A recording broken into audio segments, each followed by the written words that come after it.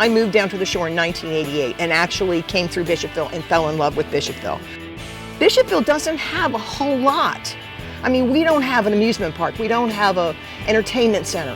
We have a pond. Right, in the old days, it was a community wintertime hangout place. It's because the pond was the focal point. They used to skate on it. There's been a dam here for some 50 plus years. This used to be a dying pond. And it was filling up, it was silting up. This was a slime pond during the summer for the last 40 years. And that was really getting nasty. Because we've had a dam, we haven't had anadromous fish going upstream. The numbers have really declined, especially river herring. There's a bunch of dams blocking where they need to go to reproduce. We did not see fish. You know, we've lost a lot of fisheries in the coastal bays. St. Martin's River has too much of a good thing, too much nitrogen and phosphorus, so it makes it really bad for everything that lives. Functioned as a mill pond for years. Then the chicken processing company dumped chicken waste into the Bishopville Prong for many, many decades, and the water quality in this prong was absolutely atrocious. It was something you could smell for miles away. You would never ever swim in. You would be lucky to catch any fish, even a carp in. 4 inches worth of crud under there. So it has the worst water quality, and it's flowing into all of our coastal bays. Coastal bays are the most biologically diverse bay system in the whole state of Maryland. We decided we wanted to try to restore white perch, shad, hopefully someday potentially rockfish, alewife. Fish that we're targeting live in the ocean and they spawn and raise their young in freshwater. We looked hard at this and said, you know, we can do this. We can restore this system. And after a decade or so of really hard work, we got it done. And this opened up 7 miles of spawning habitat. Well, you know, anytime you're doing something new, it's a challenge. People see things that they've never seen before. There's never been a dam restoration in the coastal bays, to our knowledge. And so, of course, there were barriers to get this done. We try to be creative.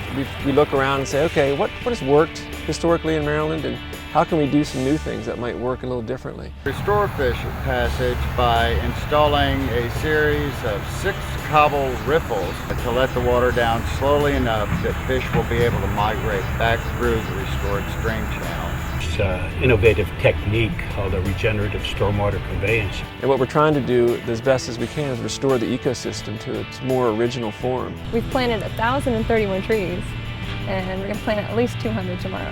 So I love planting trees. It's a real legacy. You come back 20, 30 years and see a forest. Hopefully this project will remove the nutrients that we put into the water. Wildlife is improving.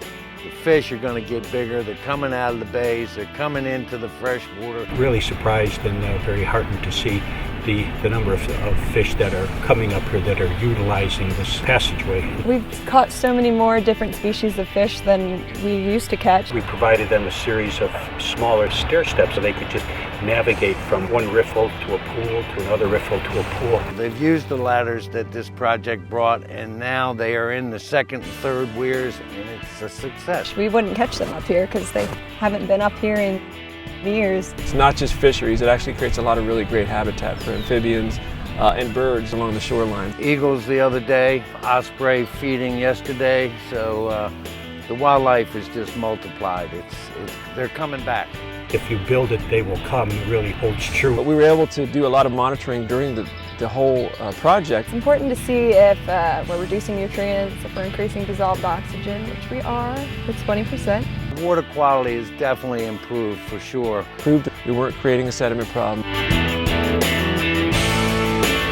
Now it's a working ecosystem again, so we're going to see a lot of habitat and a lot of wonderful benefits for the town, but more importantly for the watershed.